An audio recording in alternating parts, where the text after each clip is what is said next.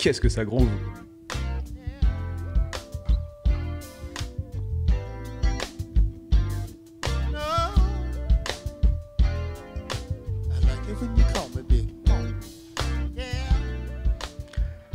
Bienvenue dans Salarié Provisoire, le podcast qui te donne le cœur de devenir entrepreneur et également la possibilité de découvrir des musiques plutôt pas mal. Je sais pas ce que tu en as pensé, mais je trouve que ça groove. J'irais même plus, ça groove ça daronne. Ça groovasse. Oh, mais qu'est-ce que ça groovasse!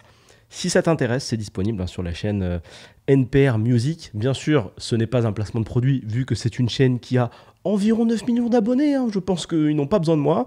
Donc, NPR Music. Et bien sûr, le groupe, c'est The Isley Brothers. Très connu. I-S-L-E-Y-B-R-O-T-H-E-R-S. J'espère que tu vas découvrir une de mes grandes passions qui est la musique avec des instruments de musique. Ça paraît fou, mais il y a beaucoup de musique qu'on écoute en ce moment sans instruments de musique. C'est juste des beats, quoi. C'est juste des beats, B-E-A-T, bien évidemment. Quand tu écoutes du rap, en général, c'est rarement avec un orchestre philharmonique, sauf dans le cadre d'événements spécifiques. Donc là, vraie musique, vrais instruments, ça groove, il y a un feeling, ça buffe fort. Pouah, c'est la folie. Sujet du jour, on va l'attaquer très rapidement une fois que j'aurai fini de régler mon micro. Aujourd'hui, il y aura un petit peu d'actu et il y aura également le sujet de la dépense et le fait de maturer ses dépenses. Tu vas voir ça, c'est un truc qui va t'aider pas mal et ça fonctionne à tous les niveaux, tu vois. Que tu fasses 1 cas par mois, 100 euros par mois, 100 cas par mois, dans tous les cas, il va falloir que tu apprennes à le faire parce que c'est ultra fort. Je commence par le petit point actualité, on va dire ça comme ça. J'ai l'impression d'être sur RFI ou RMC, peu importe. C'est le lancement du programme Par où commencer. Voilà. Et j'ai ouvert le programme la semaine dernière. Enfin, comme je ne sais pas quand tu vas écouter le podcast, je préfère te donner une date, mais on va dire début février 2024. Voilà. Il y a eu un assaut. Sincèrement, j'ai ouvert le calendrier. J'ai des calls qui sont rentrés toutes les 30 minutes. Très facile, très simple. Boum, boum, boum, boum, boum, boum. Donc le programme s'est rempli très, très, très rapidement. J'avais dit qu'il y avait 10 places de dispo. Il y a eu une candidature de ouf qui est arrivée à la fin, à savoir une candidature de tueur en série, alors qu'il y avait déjà 10 personnes. J'ai dit, allez, vas-y. Ok, vas-y pour 11. C'est vraiment parce que t'es déterminé. Et juste derrière ça, j'ai reçu en plus un mail qui avait pour objet déterminé. Et c'était l'histoire d'un gars qui m'expliquait un peu d'où il venait, ce qu'il voulait faire, etc. Sans me parler de par où commencer, mais il s'est livré et c'est quelque chose que je salue absolument. Donc si tu écoutes ce podcast, dans la mesure où ton prénom commence par un M, tu te reconnaîtras et l'objet du mail, je le répète, déterminé, tu déchires. C'était franchement, merci d'avoir fait ça, tu vois. Merci de t'ouvrir, c'est super cool. Je referme la parenthèse par où commencer et on enchaîne tout de suite avec le sujet principal, celui qui t'amène potentiellement, c'est le fait de savoir maturer ses dépenses. Tu vois, aujourd'hui, tout est fait pour que tu dépenses ton argent vite. Okay ? Encore une fois, je te parle de n'importe quel niveau. Que tu aies un business, que tu n'aies pas de business, tout est fait pour. Je te donne 2 exemples. Celui peut-être que tu connais le plus, c'est l'exemple qui est destiné aux particuliers qui n'ont pas forcément de société. Toutes les publicités, toutes les communications, toutes les stratégies, ce qu'on appelle très vaguement le marketing, parce que ça va un peu tout et rien dire, est fait pour qu'on dépense. Jusque-là, je t'apprends rien, mais c'est cool de le réentendre de temps en temps, tu vois.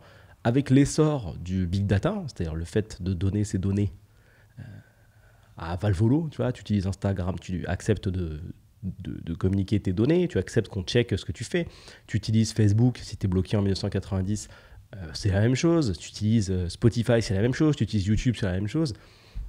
Toutes ces ensembles de choses, cet ensemble de choses constitue ce qu'on appelle le big data, c'est-à-dire l'ensemble de données globales disponibles sur tout un tas d'humains sur la planète. Et je peux t'assurer qu'il y en a beaucoup. Ça fait beaucoup de données. Tu essaieras de te renseigner sur le big data, check, faire un petit tour sur Google, essaye de voir les serveurs, c'est-à-dire les serveurs physiques qui hébergent les données.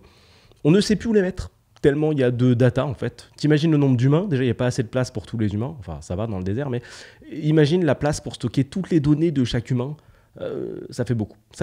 L'avantage stratégique de ces données-là, c'est de pouvoir faire de la publicité ciblée et un marketing sur mesure. Fini le temps de juste coller une affiche sur un panneau publicitaire à l'extérieur. Maintenant, on va préférer directement utiliser une régie publicitaire et viser l'audience qui nous intéresse. Je sais pas si tu te rends compte en termes de précision, ça fait quand même un monde, tu vois. Imagine, tu as une société, tu veux la faire connaître, tu fais imprimer des flyers, bon, donc c'est-à-dire que tu imprimes sur des petits visuels un petit peu ce que fait ta société, tu distribues ça dans la rue au hasard. Donc tu connais pas le profil des gens, tu fais une vague analyse physique, bon bah lui, moi je vise les hommes d'une trentaine d'années, allez, on va viser les hommes d'une trentaine d'années, on sait pas ce qu'ils font dans la vie, ce qu'ils veulent, ce qu'ils aiment, mais on leur donne le flyer au pif. Et puis on espère avoir un retour. Voilà. Donc c'est-à-dire que le gars doit rentrer avec le flyer, ne pas l'oublier, ne pas oublier qu'il l'a plié, qu'il a rangé dans sa poche, le ressortir, faire un lien entre un besoin et la feuille qu'il a récupérée le matin même, t'appeler ou t'envoyer un mail, mais c'est vraiment genre le pire support du monde entier. Donc on a ça à l'extrême gauche et mettons à l'extrême droite la big data de maintenant. Donc régie publicitaire, je mets audience homme, 30 ans. Là, je suis en train de faire la promotion d'un produit spécial qui est en lien avec, je sais pas, les écrans d'ordinateur. Donc, je mets centre d'intérêt, informatique, j'affile un petit peu, écran d'ordinateur, je pose ma pub, j'envoie ma pub. Et je ne vais toucher que les personnes qui ont entre 30 et X, ce que j'ai défini comme intervalle, qui sont intéressées par l'informatique et les écrans d'ordinateur. Je ne sais pas si tu imagines le niveau de précision et le niveau de retour. Tout à gauche, rappelle-toi les flyers. Très très compliqué de calculer le retour sur investissement puisque tu ne peux pas identifier d'où vient ton trafic, d'où viennent les gens qui viennent de ton flyer. De toute façon, il n'y en aura pas beaucoup. Et à droite, tu as un niveau de ciblage qui est fou et tu as un retour de trafic, c'est-à-dire un trafic que tu peux identifier, que tu peux taguer. Tu peux très facilement définir si une visite vers ton site par rapport à l'activité que tu proposes provient de la pub A ou de la pub B ou la pub C. Parce qu'en plus, tu peux te permettre de tester différents angles de publicité, puisque c'est une régie publicitaire. Alors que tester différents flyers, c'est plus compliqué. Donc on en est là. On en est là. Ce qui rend, pour certaines personnes, et ce qui est normal, parce que c'est étudié parce qu'on a aussi connaissance de tous les biais, hein, c'est-à-dire ces choses qui te font prendre des décisions sans que tu aies l'impression de prendre des décisions. Tu as l'impression que ça vient de toi, mais ça ne vient pas de toi. On connaît les biais, on connaît les réflexes humains, on connaît les vices. On connaît ce qui fait flancher le cerveau. On connaît le nombre de fois qu'un humain doit avoir une communication pour être touché par la dite communication. Imagine où on en est au niveau du marketing. Bon allez, je ne vais pas te faire tout un podcast sur le marketing, sinon ça va durer 8 heures. Donc aujourd'hui, pour beaucoup de personnes qui ne sont pas forcément au fait de ces petites informations-là, ça devient difficile de ne pas dépenser de l'argent. Okay, c'est-à-dire que tu vois une publicité, tu scrolles sur Insta, sur TikTok, où tu veux. Tu suis quelqu'un qui est dans la mode, admettons, tu vois qu'il a des chaussures un peu sympas, puis étonnamment, sans que forcément ça attire ton attention, mais après tu vas sur Google, puis là tu vois une pub pour ces fameuses chaussures, spécifiques, exactement le coloris que tu veux. Bref, tu réagis pas trop. Tu enchaînes avec une petite vidéo YouTube, puis entre deux vidéos YouTube, à un moment, hop, tu vois une pub pour la marque en question, hop. Et puis un petit peu plus tard, pareil.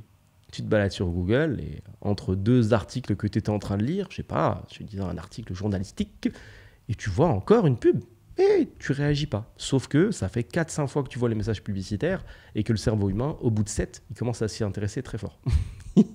Donc en fait, il reste plus que 2-3 coups avant que tu commences à aller sur le site. Puis il y a un moment quand même, tu vas sur le site. Ça peut se faire sur une semaine, ce que je te raconte. Hein. Tu vas sur le site. La graine est plantée de toute façon. Tu regardes le prix, tu dis « Oh, c'est sympa ». Tu fermes le site. Après, tu vois une autre pub avec une promo. Sauf que ce qui se passe de l'autre côté, c'est qu'en fait, tout ça, c'est traqué. Ça veut pas dire qu'on sait exactement où tu vas, sur quel site, ce que tu consultes. Techniquement, cette information-là, avoir les données d'une personne spécifique et que tu me dises, tiens, je veux savoir où il va, ça, c'est pas possible. Même quand tu contactes Facebook, Instagram, tu peux pas avoir le détail de ce que toi, tu as visité. Ça n'existe pas.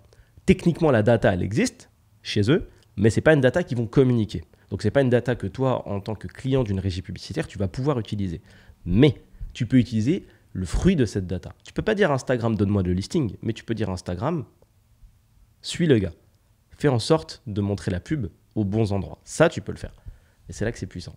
Donc, tu sens pas le truc, tu vas sur le site, tu commences, tu vois le truc, tu vois la promotion, tu n'achètes pas. Mais comme tout est traqué, on sait combien de temps tu restes sur le site. On sait quelle attitude tu as. On sait combien tu as vu de communication. On sait combien d'impressions tu as eu, parce que ça s'appelle une impression. Tu vois ? Combien de fois tu as vu la communication ? Combien de fois tu as cliqué ? Donc d'un côté, toi, tu vis une vie normale où, bon, tu vois une pub sans plus, tu vis ta petite vie, puis tu as l'impression que tout est anodin, mais de l'autre côté, on compte tout. Combien d'impressions? Qu'est-ce qu'il a vu? Combien de temps il reste? Il n'a pas acheté à 140 €. Petite promo, vient, on lui met 10% en voix. Et si tu veux, vu qu'il y a des essais à l'infini, au bout d'un moment, tu risques de marquer le panier, tu vois. Je trouve que c'est un exemple qui est plutôt connecté, tu vois. Tu vas dans une salle d'arcade et on te dit, tiens, tu joues à la machine avec le panier de basket, là, et tu as essai infini pour mettre le ballon. Au bout d'un moment, tu vas réussir, tu vois. Ce qui rend le jeu difficile, c'est que tu es limité par le temps et qu'il y a un score. Mais si demain, le défi, c'est mettre un panier, même si tu as un bras, tu vas réussir, tu vois. Même si tu regardes pas, c'est-à-dire qu'à force de lancer même tes paniers à l'envers, si ça te fait plaisir, tu te retournes, tu lances au pif, sur X essais, mais tu vas réussir. Tu vas réussir. C'est un peu ce qui se passe, grossièrement bien sûr, avec la publicité. Donc, compliqué. La plupart des personnes ne sont pas au courant de ce que je viens de te donner. Hein. Elles estiment, ou peut-être que toi tu l'apprends aussi, elles partent du fait que les réseaux sociaux sont gratuits parce que c'est une belle invention, mais c'est une invention qui est gratuite parce que c'est toi le produit en fait. Et c'est ça l'explication de la phrase, s'il n'y a pas de prix, c'est que c'est toi le produit. C'est que tes datas valent plus cher qu'un éventuel abonnement, 10, 15, 20 €, même 100 € par mois aux réseaux sociaux. Tes datas, elles sont incroyables. On peut te vendre des trucs, revendre des trucs, revendre ta donnée, même si, bon, comme je viens de te l'expliquer, on ne revend pas de manière brute dans un fichier Excel ta donnée pour dire Julien, il a visité Google, Julien, il a visité adidas.fr et il a cliqué. Non, on s'en fout de ça. On s'en fout. Et puis, dans un second temps, ce que tu peux faire, ce qui est assez cool, donc là, je te parle du côté professionnel, une fois que tu as eu assez de ventes et que tu as les mails des gens qui ont visité ton site et qui ont acheté, tu peux prendre cette liste de mails, retourner sur ta régie publicitaire, prendre ta liste de mails, la mettre dans la régie publicitaire et dire à la régie publicitaire, tu vois ces 1000 personnes là, ou 2000 ou 3000 qui ont acheté chez moi, elles ont eu un comportement utilisateur qui m'intéresse. Je veux que, d'après toutes les données que tu as sur tout le monde et que je ne peux pas voir, mais il y a plus de 200 points de contrôle. Je ne sais pas si tu imagines. C'est-à-dire que si toi, je te demande de décrire un humain, tu vas me dire, bon, bah, il fait 1m70, il a un visage, il a une casquette, bon, il est noir, il est bleu, il est jaune, il est blanc. Et voilà, ça va aller vite, tu vois. 200 points de contrôle. Non, mais imagine, 200 points de contrôle par personne, par humain sur la Terre, inscrite sur les réseaux ou autres. Le tout qui communique. Imagine le maillage, si on devait le dessiner, quoi. Imagine le maillage de malade. Et donc, tu vas voir Facebook avec tes 1000 ou 2000 pauvres petits mails, parce que par rapport à toutes les datas qu'il a, franchement, c'est pas grand-chose. Et tu lui dis, d'après l'échantillon que je viens de te donner, trouve-moi sur Terre, si tu fais de la pub sur Terre ou on va dire en France, trouve-moi en France un échantillon de population de 1% de la population française, par exemple, qui ressemble à ce profil utilisateur. Ce que font les régies publicitaires, c'est qu'elles vont checker en profondeur qui a le même comportement. Elles vont trouver étonnamment qu'il y a des similitudes et des synergies entre ces gens-là. Et tu passes de 2000 mails à 200 000 personnes potentielles à toucher, 300 000 personnes potentielles à toucher. Et c'est énorme. Et donc tu fais des campagnes de pub qui sont encore plus précises qu'une campagne avec de l'audience. Tu demandes carrément à la régie de te fournir des gens qui ont un profil d'acheteur. Parce que Jean-Jean dans le 48 qui achète toutes les semaines quelque chose sur Internet, à mon avis, si tu lui montres la bonne pub, il va aussi acheter chez toi. Donc tu peux demander à Facebook de te trouver les Jean-Jean qui existent en France. On n'a pas tout le monde n'a pas le même comportement d'achat. Je vais t'expliquer aujourd'hui comment contrer ça, parce que les réseaux sociaux évoluent, les technos qui nous font dépenser de l'argent évoluent, et il faut avoir une réponse. Tu ne peux pas te permettre de vivre sans penser à ça, ou au moins sans avoir l'information. Maintenant, tu l'as, donc c'est bon. Maintenant, libre à toi de mettre en place les solutions qui vont te permettre de passer outre et de garder en fait la possibilité d'avoir le choix, okay, et de ne pas tomber dans ce tunnel de conversion. Essaye d'être la personne qui met en place des tunnels de conversion plutôt que d'être la personne qui subit et qui est dans le tunnel de conversion, dans l'entonnoir de conversion. Ça se dessine en fait en forme d'entonnoir comme ça, tu vois. En haut, c'est large, avec une communication qui peut être plus ou moins large. Puis plus on descend, plus on avance vers la page d'achat. Si tu veux imaginer, tu peux partir du fait que toutes les publicités, elles sont plutôt vers le haut, la promotion, c'est un petit peu plus bas, et la vente, c'est encore un petit peu plus bas. Ce que je t'invite à faire, et c'est une stratégie que moi-même j'applique, tu vois, je ne suis pas forcément obligé de regarder les prix de ce que j'achète, mais je l'applique. Parce que je sais d'où je viens, et l'argent, ça ne tombe pas du ciel. Ça tombe pas du ciel. Même si j'ai un business qui fonctionne, je l'ai répété plein de fois, c'est pas parce que ça marche toute la vie. Il faut être précis, faut se renouveler, faut amener quelque chose, faut être créatif, il y a plein de choses à faire. Donc, moi, ce que je fais, c'est que je mature mes achats. Ok ? L'humain est émotif, par définition. On est des êtres plutôt dans l'émotion. C'est pour ça qu'il y a beaucoup de stratégies de vente qui sont autour de l'émotion, saisir le moment présent, y aller, avancer, vraiment émotion, émotion, émotion. Ok ? Pas tout le monde, mais une bonne partie des gens. Quand tu vois un truc qui te plaît, une publicité, moi j'aime beaucoup les appareils photo, ce genre de technologie-là, les caméras, etc.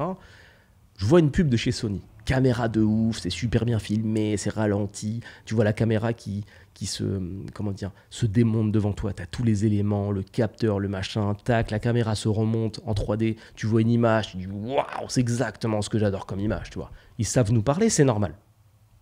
On est des clients de chez Sony ou autres. Ils savent qu'aiment les mecs de la vidéo.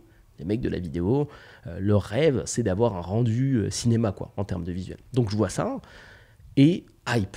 T'es là, tu dis, ah putain, ça sort quand ? Évidemment, c'est pas dispo tout de suite, donc ça crée une petite frustration. Donc dans ton émotion, c'est assez coupant, parce que tu as envie de créer une trajectoire d'achat, mais on te dit non, c'est pas dispo. C'est dispo dans 1 mois. Donc là, t'attends ton produit, et tu passes de je suis chaud mais j'hésite, tout de suite, hein, à putain, j'ai hâte que ça sorte. Ok ? Quand ça sort et que c'est dispo, soit tu as déjà précommandé parce que vraiment tu es un psychopathe, soit tu te jettes dans le premier magasin ou e-shop à dispo et tu commandes ta caméra. Voilà, ça c'est un achat 100% dans l'émotion. Au final, tu te rends compte que tu as une vie qui n'est pas tant drivée par l'image que ça. Tu n'avais pas besoin d'une caméra comme ça, mais elle est achetée, c'est fait, la vente est faite, on est passé à autre chose. Chez Sony, l'argent est encaissé. Okay. Maturer son achat, c'est le fait de réussir à se mettre un frein, tu vois, se contrôler et se dire, attends, il faut que je sois sûr que j'ai besoin de cet objet. Et essaye de faire l'exercice avec les 10 derniers trucs que tu as achetés. Est-ce que vraiment tu en avais besoin ? C'est-à-dire, si on prend ces 10 derniers objets et on en supprime 70%, est-ce que vraiment j'ai supprimé des choses dans ta vie qui sont importantes ? Est-ce que vraiment tu ne peux pas t'en passer ? Tu as acheté que des trucs qui étaient super importants ? Alors peut-être que tu vas me dire non, mais on n'achète pas que des trucs super importants. Oui, mais tu devrais acheter quand même des choses qui servent. Tu vois ? Il y a beaucoup trop d'objets qui sont destinés à être rangés dans des placards ou posés sur des meubles, mais en soi. Est-ce que c'était des dépenses nécessaires ? Est-ce que ça a amené quelque chose ? Ou est-ce que c'est des dépenses qui ont été effectuées dans l'émotion ? Et tu verras que bien souvent, c'est l'émotion. Tu as vu le truc, boum. On le voit beaucoup avec le marché de la chaussure. Tu vois les mecs acheter des chaussures. 2, 3, 4, 5, 6 paires par mois. Ils sont comme des oufs. Et puis ils finissent par dire « Non, mais c'est parce que moi, je suis collectionneur de chaussures. C'est pour ça. Mais j'adore chaussures. Je mets partout chaussures. Moi, j'adore. » Voilà. Ils se cachent derrière le côté collectionneur. Mais en soi, ils sont totalement inspirés en fait par les stratégies market. Et après, bon, ils peuvent en faire un truc un peu stylé, tu vois. Mais en soi, à la base, ça reste ce que tu te fais bait, comme on dit, tu vois. Tu te fais appâter par toutes ces strates. Bien sûr, ces marques-là, Nike, etc., les utilisent à donf, bien évidemment, parce que ça fonctionne très très bien. Okay ? Surtout quand tu as de la notoriété, ça marche encore plus. Tu vois, tu peux encore plus composer, créer des strates complexes, aller encore plus loin, tu peux faire des mélanges. Franchement, c'est passionnant. Donc, ce que tu peux faire, c'est essayer de maturer ton achat, tu vois, essayer de voir si vraiment ça va te servir à quelque chose. Moi, ma méthode, elle est très très simple. Quand j'ai envie de quelque chose, qu'importe la hauteur, tu vois, là, je reprends l'exemple d'une caméra qui est sortie il n'y a pas longtemps que je trouve très très cool. Je la mets dans mon panier sur Amazon. Je laisse passer 1 semaine, 2 semaines, puisque quoi qu'en dise l'entreprise que tu as en face, oui, il n'y en aura plus de dispo, après on va arrêter, c'est une décision spéciale quand même, hein, parce que si tu ne l'achètes pas, et après nous on ne fait plus. Hein. Nous on développe des technologies de ouf pendant 2 ans, après on les vend 2 semaines. Hein. 2 semaines pendant que, là il faut que tu achètes là, après 2 semaines c'est fini. Hein. On fait plus. Non. 2 ans. Non. On fait. Arrêtez, les gars. Avec les éditions spéciales. Arrêtez. Classique. Ça s'appelle créer un sentiment d'urgence ou le fameux FOMO, Fear of Missing Out. Tu vois, c'est la sensation de rater quelque chose. Tu vois. Il n'y a rien. Il n'y a pas de FOMO en vrai. Il n'y a rien. Ta caméra, elle est dispo dans 2 ans, dans 6 mois. Elle est toujours là, étonnamment. Tu vois. Donc, je mets ça dans mon panier. Donc, c'est-à-dire que je dis hey, cerveau, régale-toi, regarde, j'ai mis dans mon panier, ça te fait plaisir. Le cerveau, il est content, il dit ah ouais, trop bien, on fait la CB et tout ? Non, prends ton temps, cerveau. Juste, j'ai appuyé sur panier, c'était bien quand même. Hein. Il dit ah ouais, c'était pas mal, merci beaucoup. Et on s'arrête là, j'attends. Et si dans 1 semaine ou 2, j'en ai plus besoin, j'en ai plus rien à faire du truc, c'est-à-dire que vraiment la hype est passée, c'est que j'en ai pas besoin. Et fais l'effort, tu verras, ça fonctionne de dingue. Sors vraiment de cette émotion et travaille avec ton cerveau. Achète pas avec le cœur, achète avec la tête. Tu vois, ça marche très, très, très, très bien. Il y a plein de produits comme ça. Maintenant, je perds même plus de temps. Dès que je vois un truc qui me plaît, je dis « Ah ouais, trop bien ». Ajouter au panier et je passe à autre chose. Ça reste dans ma mature liste. Ça mature, ça mature, ça mature, tel un bon vin ou tel la pire des piquettes. Et après, bien souvent, ça dégage parce que je me dis « Ça sert à rien ». Je peux te lister quelques trucs que j'ai kiffé récemment. Je voulais m'acheter un clavier d'ordinateur très avancé, mais très petit, sans fil. Waouh, une tuerie géniale. J'ai vu plein de tests, j'étais comme un ouf. Panier. 2 semaines après, ça dégage. T'as pas besoin de ça, gars. D'où tu travailles dehors, d'où tu as besoin d'un clavier sans fil pour ton MacBook, gars. Quel intérêt? Il n'y a pas de clavier sur ton MacBook? Comment tu fais depuis des années là? Ça marche ou pas? Il est bien ou pas le clavier? Ouais, il est bien. Tu vois, je me parle à moi-même, je dis il est bien ou pas le clavier? Ouais. Parce que tu as vraiment besoin d'un clavier physique chiant.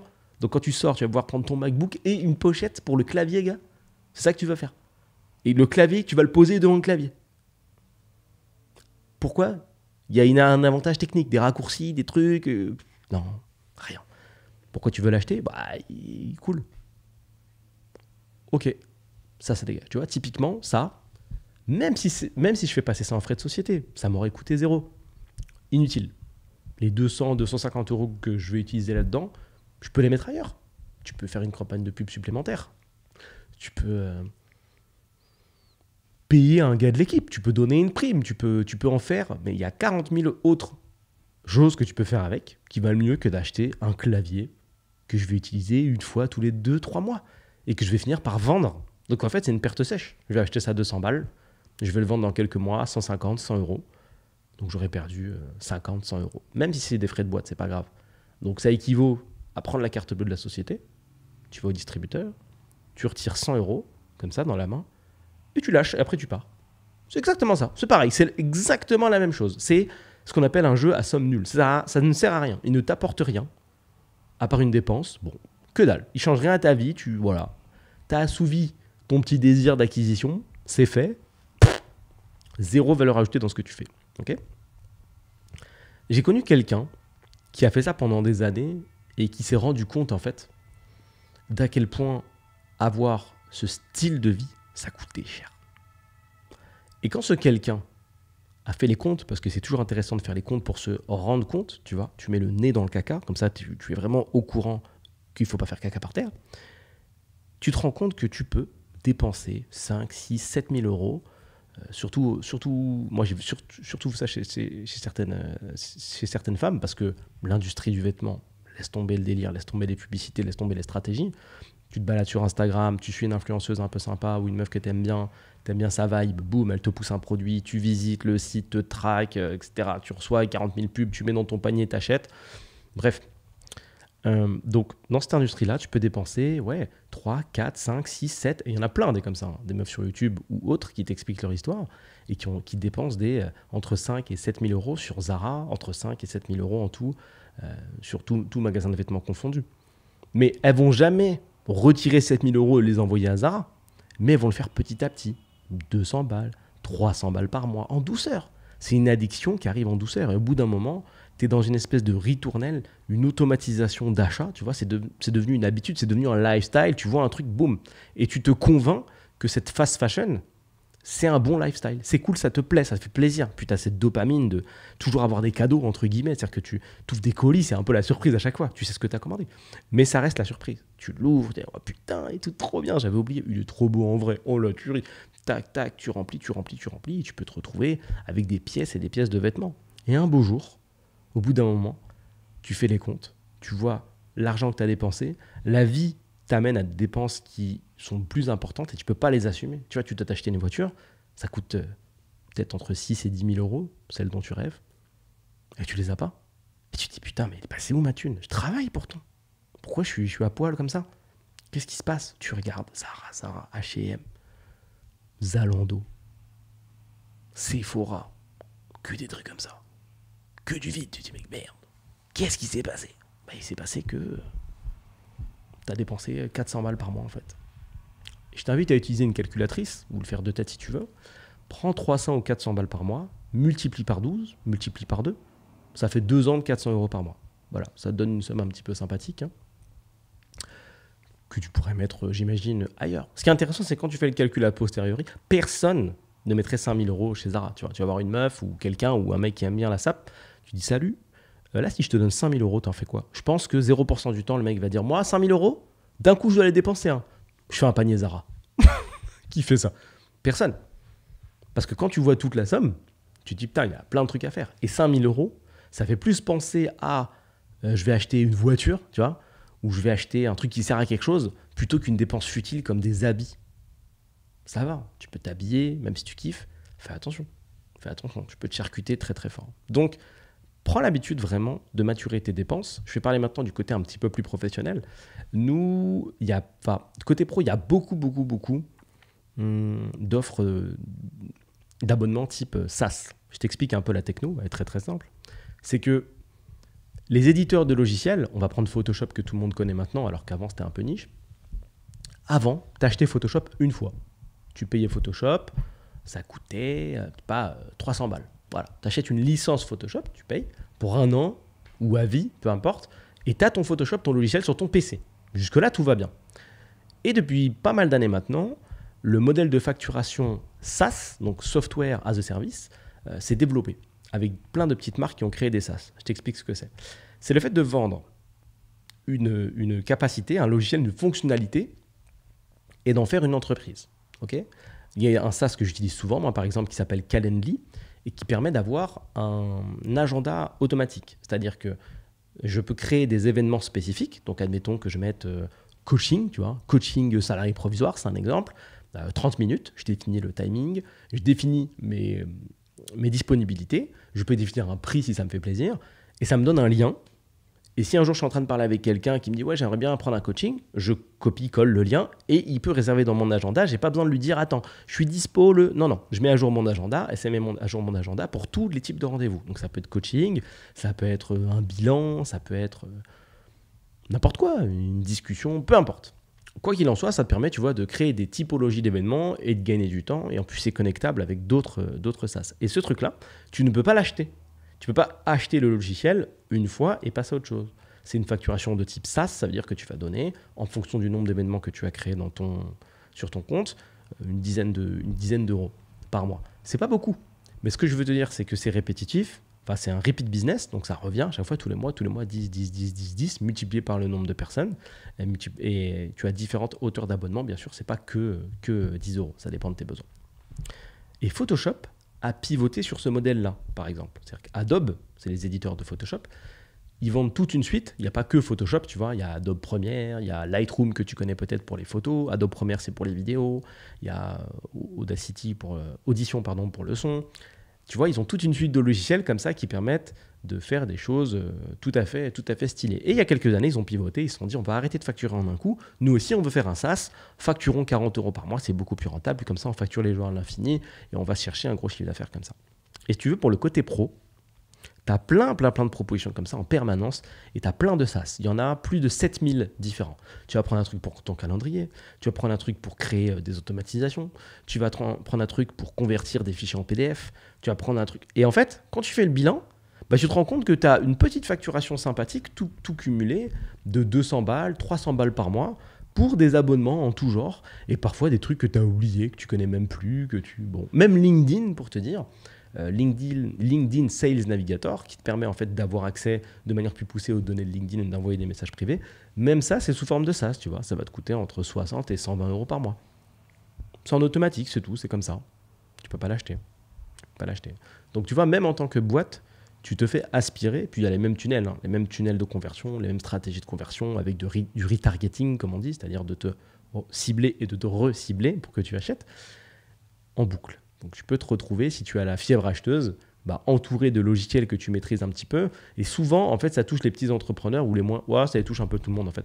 Parce qu'en fait, si tu veux, leur proposition, c'est toujours de régler une problématique que tu rencontres d'une manière incroyable, tu vois. Par exemple, tu vas prendre un abonnement pour un SaaS qui te propose de créer des automatisations et eux, ils te montrent ça en mode « Ouais, putain, mais ça va régler ta vie, ça va être incroyable pour ta boîte, tu vas faire plein de trucs, tu peux connecter ça et ça. » Et tu y vas, tu vois, tu es hypé, etc. Tu prends le truc.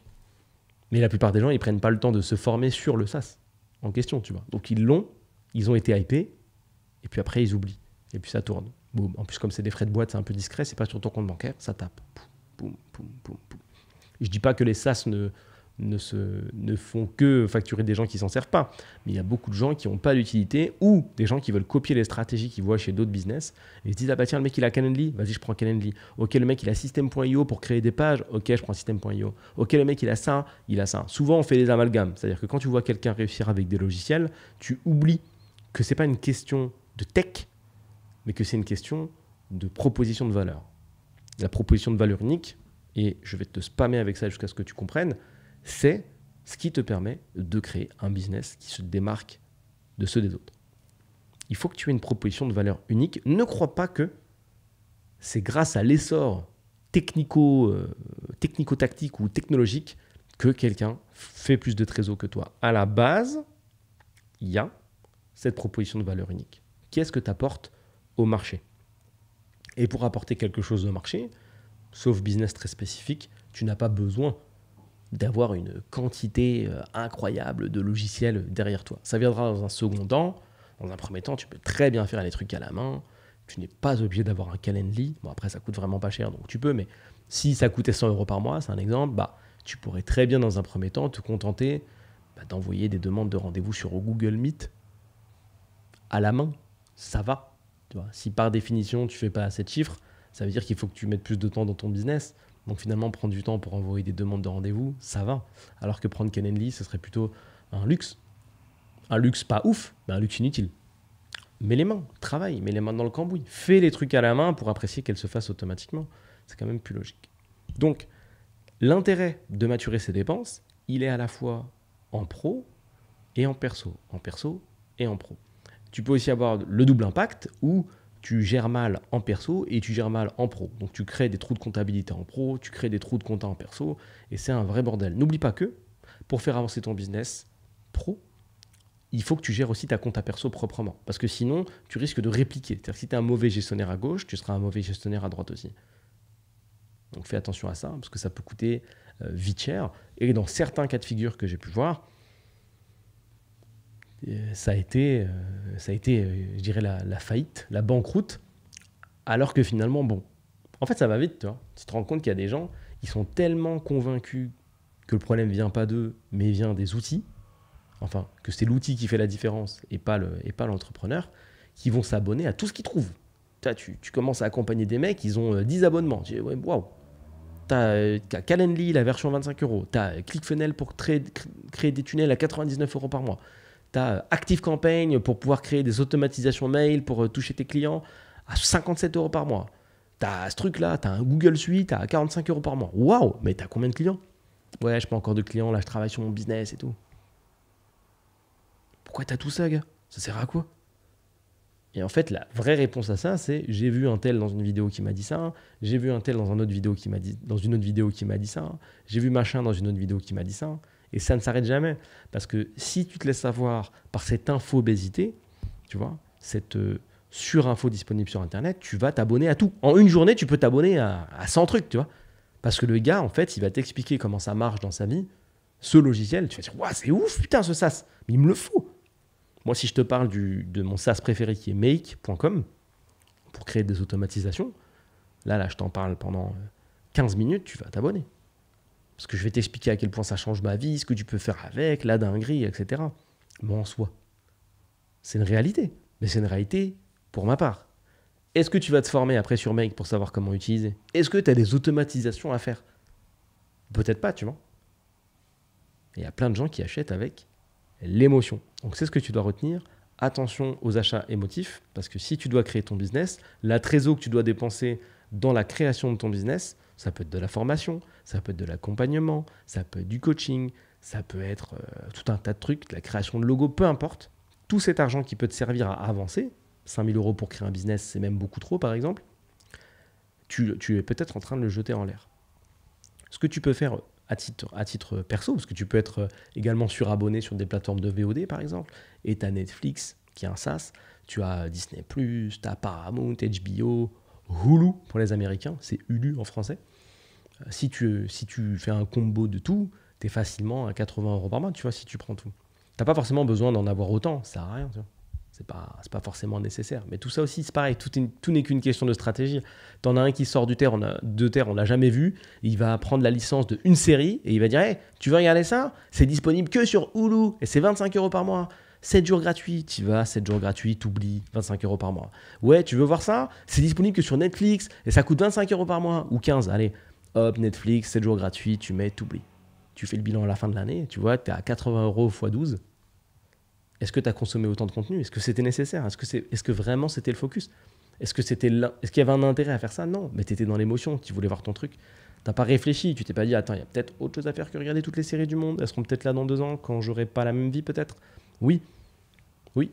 La série du moment que tu kiffes, elle sera là dans 2 ans. Tu pourras la regarder plus tard, tu vois. Moi, je n'ai pas regardé Breaking Bad, c'est sorti depuis peut-être plus de 10 piges. C'est ok, tu vois. Je regarderai quand j'aurai envie de regarder, c'est pas grave. Alors, t'as pas pu profiter du moment où tout le monde regardait et tout le monde pouvait échanger, mais on s'en fout, non? Qu'est-ce qui est le plus important? Est-ce que c'est de changer les choses et d'arriver au niveau supérieur? Ou est-ce que c'est d'être à jour sur toutes les séries? On s'en fout. Tu peux pas tout regarder. Aujourd'hui, il y a trop de contenu, trop de choses à voir. On arrive à un moment où même les contenus superstars, les trucs incroyables, il y en a plein. Des séries de ouf qui demandent des millions d'euros de budget, il y en a tout le temps. Et à gauche, t'as Mandalorian, à droite, t'as Breaking Bad, et il y a un truc qui sort, et Griselda, et machin, et des trucs qui sortent en 2030, et machin, ouais, tac, après la nouvelle série de Mad Max. Oui, mais n'oublie pas, on fait un remake de Starkey et Hutch 2032, il est dans l'espace, ouah, t'as un truc de ouf, on va faire un remake de Magnum, enfin un remake de Sliders. Attends, tu te rappelles de Charme, les 3 sorcières? Ça ressort en 2062, sois prêt, abonne-toi. Si t'écoutes tout, tu peux vider ton compte bancaire en abonnement qui sert à rien en fait, en permanence. Donc, visualise-toi tel un petit pigeon dans un champ avec des chasseurs. N'oublie pas que tu es un petit pigeon. C'est-à-dire que, j'en suis un aussi, c'est-à-dire que quand tu voles, vole pas droit. Esquive les trucs, sois prêt à pivoter, tu vois. Sois prêt à pivoter, hop, t'esquives la balle, hop, hop, tu baisses, tu vois, tu fais des petits moves et tu m'esquives toutes ces poubelles. Sinon, tu vas passer ton temps à dépenser ton argent dans le vide et reste concentré sur ton objectif. Essaye de le définir. Qu'est-ce que tu veux faire? Ok, je veux changer de vie parce que c'est un message que je reçois souvent. Oui, je veux changer de vie. Ok, ça passe par quoi? Ça passe par nouvelles connaissances. Comment je trouve nouvelles connaissances? YouTube, ChatGPT, Google. Ça, c'est la partie, j'utilise mon temps.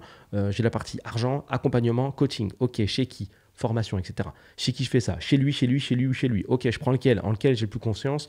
En lui. Est-ce que je suis ok pour dépenser cet argent? Pas encore. Ok, je fais gratuit. Ok, YouTube. Ouah, les infos vont trop dans tous les sens. Ça me saoule un peu. Ok, la formation peut-être, tu vois? Essaye de réfléchir efficacement et de ne pas te faire tirer dessus, tu vois. Trop.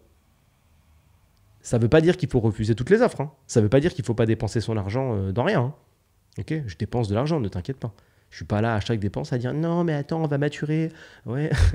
Tu vas au resto? Attends, je vais maturer. Je te dis dans 2 semaines. C'est parti. Tu peux t'amuser. Mais contrôle. Contrôle. Reste zen. Surtout sur les offres internet. Contrôle. N'oublie pas de t'amuser, mais contrôle. Essaie de voir si tu t'es beaucoup amusé dans ta vie, s'il a encore le temps de s'amuser tout le temps, ou si là, il faut être un petit peu sérieux pour changer les choses. Visualise. Tu vas voir. Il y a beaucoup plus de dépenses dispo dans une journée que tu n'as d'argent. Il y a beaucoup. Et encore, hein, là, mes auditeurs sont plutôt en France. Mais si tu pivotes et tu vas faire un petit tour à Dubaï, là tu es encore dans un autre game en termes de propositions. Là, ça va très très vite. Ça me fait rire, parfois je vois des gagnants du loto, tu vois, ils gagnent 2 millions, 3 millions. Ou même tu discutes avec des gens, tu leur dis, ouais, tu rêves de quoi? Tu vois, j'aimerais bien gagner 3 millions. Je te dis, mais gars... Tu te rends pas compte, je crois. Tu te rends pas compte. Par rapport à la vie que tu mènes, 3 millions, ça paraît taré, mais t'as pas du tout l'éducation financière qui va avec 3 millions, en fait. Pas du tout. Tu vas changer de pays une fois, tu vas marcher dans Dubaï, tu vas dire j'ai 3 millions ou 2 millions, je suis large.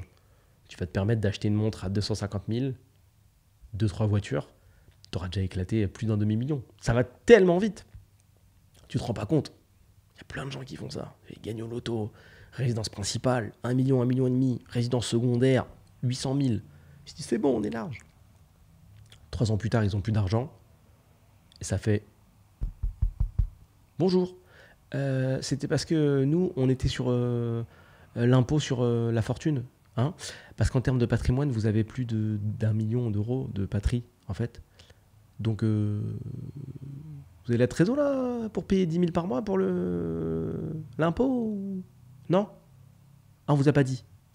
Ah. Bonjour. C'est pour la révision de la Ferrari là. En fait, il faut faire une vidange, ça coûte 2500 euros. Vous avez la trésor pour... non? Ah merde.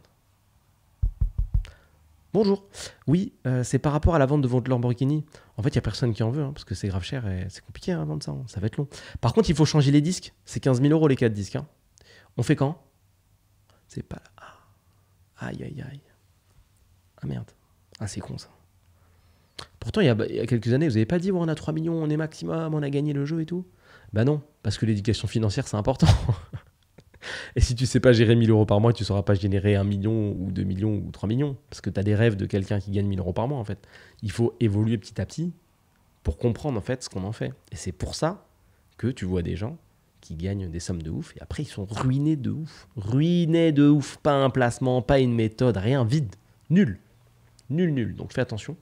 Parce que la fameuse règle, ce qui est vite gagné et vite perdu, fonctionne très fort. Que tu arnaques les gens, que tu gagnes au loto, que tu voles de l'argent, désolé pour ces points un petit peu noirs, globalement, la composante qui relie tous ces trucs-là, c'est le fait qu'il n'y a pas de mindset.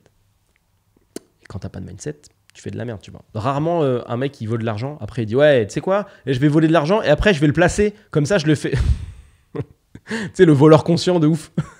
Ça n'existe pas, ça. Ça n'existe pas. Ouais, je vais arnaquer les gens, moi, et après, je vais placer sur un PEA. Comme ça, je vais bénéficier des intérêts composés. Non. Non, non. Je vais voler et puis après, je vais aller dans un autre pays, je vais tout flinguer en fait. C'est ça le projet. C'est ça. Et les joueurs du loto, c'est pareil. Je vous critique pas. Si jamais tu m'écoutes et que tu as gagné au loto, bravo, mais fais attention à toi, quoi. Place ton argent, fais des moves stylés parce que t'es pas à l'abri. Surtout pas avec 2 millions d'euros. Je dis pas que dans une vie, tu es obligé de gagner 2 millions d'euros pour vivre. Je dis que si dans une vie, tu gagnes 2 millions d'euros d'un coup sans avoir l'éducation, tu risques de les perdre. C'est comme ça. C'est le mindset. Parce que ça va tellement te débloquer, tellement t'ouvrir, tellement te faire croire, tellement te faire croire que la vie est à toi, que tu vas t'envoler en fait. Tu vas exploser. Et même si au début, tu as un peu peur, tu es sur la retenue. Parce que souvent, ils font ça. Ils sont sur la retenue. Ils sont là, non, moi, je suis quelqu'un de sérieux. Je dépense pas, moi. Non, non. Ils font ça pendant 6 mois. Après, ils en peuvent plus, tu vois. Ils disent, putain, mais cette voiture à 100 000, je peux me la payer. Putain, sur 1 million, c'est pas beaucoup. Prenne la voiture. Tu viens d'ouvrir la boîte de Pandore. Tu as accepté de payer une voiture 100K. Avec l'éducation financière, chill. Sans l'éducation financière, c'est compliqué. J'ai vu il y a pas longtemps, et je vais terminer sur ça, un petit reportage sur Christopher Wangen, un mec qui vend des formations en immobilier. Je crois que là, il est arrivé, il fait 10 millions d'euros de CA. En tout cas, il a gagné 10 millions d'euros ces dernières années. Et il fait visiter sa maison. Donc, c'est une villa, etc. C'est OK, il n'y a pas de problème. Et tu arrives dans son garage et tu vois une voiture. Une Aston Martin. Voiture chère, certes, mais une. C'est pas excité, tu vois. Ça, moi, j'adore ces profils-là. C'est des mecs qui viennent de vie totalement normale, qui brutalisent le taf, qui arrivent à trouver un parfait moment entre ce qu'ils proposent, donc la proposition de valeur, et le timing, et le marketing, et les stratégies, qui font de l'argent, et qui après restent connectés, restent, j'allais dire humble, mais ça ne veut rien dire, tu fais ce que tu veux avec ton argent, tu vois. Reste précis, et tu le sens, parce que c'est pas la même manière de dépenser, et ça c'est cool. Je vais te donner un autre step que tu connais, peut-être que tu as déjà vu, et c'est peut-être que là tu captes pas pourquoi je suis en train de dire ça, etc. C'est les gens qui sont vraiment max du max. Quand tu es max du max, 10, 15, 20, 30 M, évidemment que ça va être plus difficile d'être ruiné. Mais c'est pas impossible, c'est ça qui est génial. Regarde Kanye West. Regarde Kanye West. Il l'a fait. Regarde certains mecs en foot US. Il y en a plein qui l'ont fait. Regarde certains footballeurs, etc. Tous les métiers que je viens de te citer là. Le métier Kanye West, tu connais le métier Kanye West. Ça paye un peu, tu vois. Tu peux être ruiné. Footballeur, tu peux être ruiné. Pense-y. Je te jure, le mindset, c'est quelque chose qui est commun à tout le monde et ça peut foutre en l'air des gens très très facilement. Écoute, je te remercie de m'avoir écouté jusque-là. Je ne sais pas si tu l'as vu passer. J'ai fait un podcast il n'y a pas longtemps qui s'appelle L'Annonce. J'ai ouvert ma communauté qui s'appelle Le Bureau. Tu as le lien bien sûr dans la description, évidemment, ou que tu écoutes ou que tu visualises ce podcast. Tu as la possibilité de la rejoindre, c'est gratuit, bien évidemment. On peut se parler dessus, tu peux m'envoyer des messages, me poser des questions. Je publie encore un petit peu plus de valeur. C'est vraiment pour les gens qui veulent aller encore un petit peu plus loin et en savoir plus sur le business, comment faire, avoir des solutions. J'ai mis en place une petite formation parce qu'on me l'a demandé qui s'appelle Créer un complément de revenu sans être un expert. Tu as également accès à cette formation-là. Donc n'hésite pas à en profiter. Lien dans la description. Je te dis à bientôt et on se retrouve là-bas.